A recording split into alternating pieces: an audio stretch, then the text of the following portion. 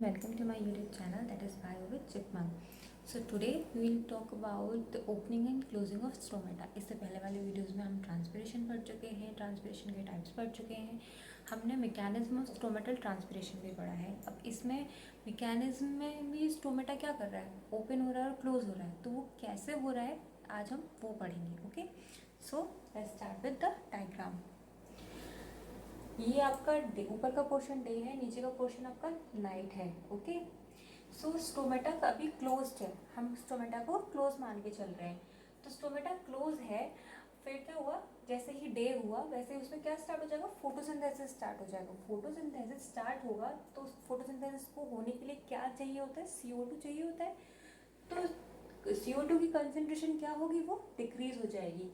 तो decrease of CO2 concentration, और pH क्या हो जाएगा आपका, इंक्रीज हो जाएगा. जैसे ही पीएच इंक्रीज हुआ वैसे क्या होगा, आपका जो स्टार्च प्लांट ने स्टोर कर रखा था, अब उसको एनर्जी की ज़रूरत है ना प्लांट को, तो जो स्टार्च उसने स्टोर कर रखा था उसे शुगर में कन्वर्ट कर लेगा. तो conversion of starch to sugar. Okay, तो अगर शुगर फॉर्म हो गया तो अब सेल सेट की कंसेंट्रेशन क्या होगी, सेल सेट की कंसेंट्रेशन इंक्रीज हो जाएगी. तो जिसकी वजह से एंड ऑस्मोसिस ऑफ वाटर होगा. एंड ऑस्मोसिस ऑफ वाटर का मतलब है कि वाटर जो बाहर के सेल्स में प्रेजेंट है वो अंदर की सेल्स में आने लगेगा, यानी कि स्टोमेटा के गार्ड सेल में आने लगेगा, जो कि मेसोफिल सेल में और बाहर प्रेजेंट था.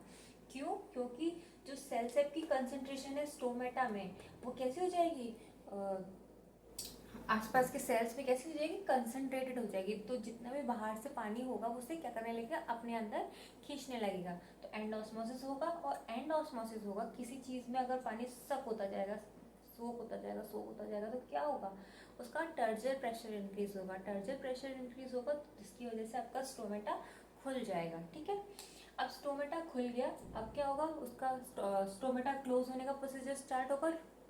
कब होगा, लेकिन वो नाइट टाइम में होगा. ठीक है, तो अब हमारा नाइट फेज स्टार्ट हो गया. ठीक है, तो नाइट फेज में सबसे पहले क्या नहीं होता, फोटोसिंथेसिस नहीं होता, तो स्टॉपेज ऑफ फोटोसिंथेसिस. जब फोटोसिंथेसिस हमारा रुक गया तो क्या होगा, CO2 की कंसेंट्रेशन बढ़ जाएगी. CO2 की कंसेंट्रेशन बढ़ जाएगी तो हमारा पीएच क्या होगा, डिक्रीज हो जाएगा.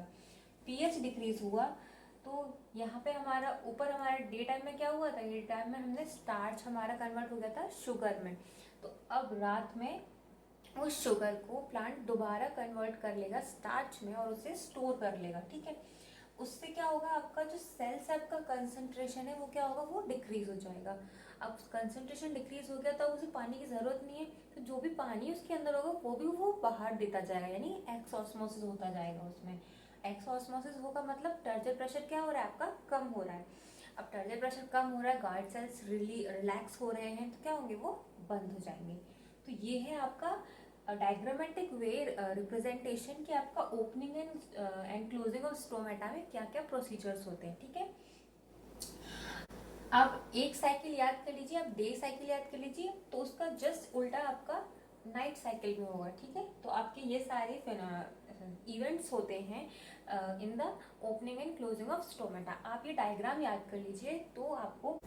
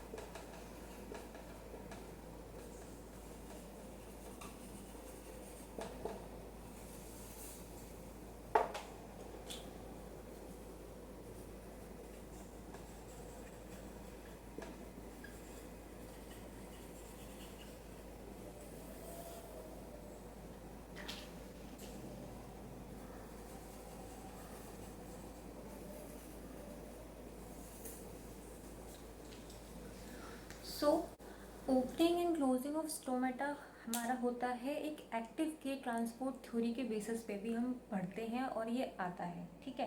तो मैंने आपको सिंपल मैकेनिज्म भी बता दिया opening and closing of stomata में क्या क्या इवेंट्स होते हैं, और अब मैं आपको बता रही हूँ एक्टिव के ट्रांसपोर्ट थ्योरी जो कि स्टोमेटा को हेल्प करती है ओपन एंड क्लोज करने में। Okay, same day and night procedure. Day में आपका स्टोमेटा ओपन होता है, नाइट में आपका क्लोज हो जाता है। ओके, तो डे टाइम में क्या होता है, जो आपका के इन्फ्लक्स है, के पॉजिटिव जो आयंस है वो क्या होते हैं, वो गार्ड सेल्स में एक्यूमुलेट हो जाते हैं, मतलब इकट्ठे होते जाते हैं।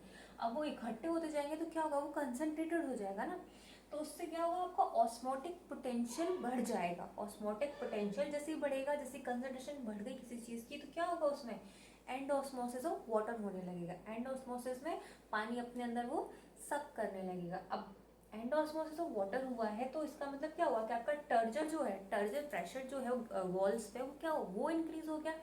अब जैसे जैसे वो इंक्रीज होगा तो आपके जो स्टोमेटा की वॉल्स जो है वो खींचने लगेंगी, खींचेंगी तो स्टोमेटा आपका ओपन हो जाएगा। ओके, नाउ अब स्टोमेटा ओपन हो गया तो अब रात के टाइम में क्या होगा, स्टोमेटा क्लोज भी होगा। तो क्लोज के लिए क्या होगा, आपका जो यहाँ पे एक्यूमुलेट हुआ था, यहाँ पे तो आपका एक्यूमुलेट होता है। ओके, यहाँ एक्यूमुलेट होता है मतलब स्टोर होता है। तो यहाँ पे क्या होगा, यहाँ पे एक्यूमुलेशन नहीं होगा, यहाँ पे नो एक्यूमुलेशन। यहाँ जो भी स्टोर हो रहा था वो क्या करेगा, वो अपने आप को रिलीज करने लगेगा, वो आपके स्टोमेटा के सेल्स में से बाहर जाने लगेगा। तो के फ्लक्स के पॉजिटिव जो है आपका नहीं एक्यूमुलेट हो रहा, तो आपका ऑस्मोटिक पोटेंशियल क्या होगा, डिक्रीज होगा। डिक्रीज होगा तो एक्स ऑस्मोसिस हो जाएगा पानी का। पानी का एक्स ऑस्मोसिस मतलब पानी जितना भी सेल में है वो क्या होगा, वो बाहर निकलने लगेगा, ठीक है। उसकी वजह से आपका टर्जर प्रेशर डिक्रीज होगा। टर्जर प्रेशर डिक्रीज हुआ, इसका मतलब आपका स्टोमेटा क्लोज हो गया। तो ये है आपकी एक्टिव के transport theory for opening and closing of stomata. Okay, Please like, share and subscribe to my YouTube channel Bio with Chipmunk.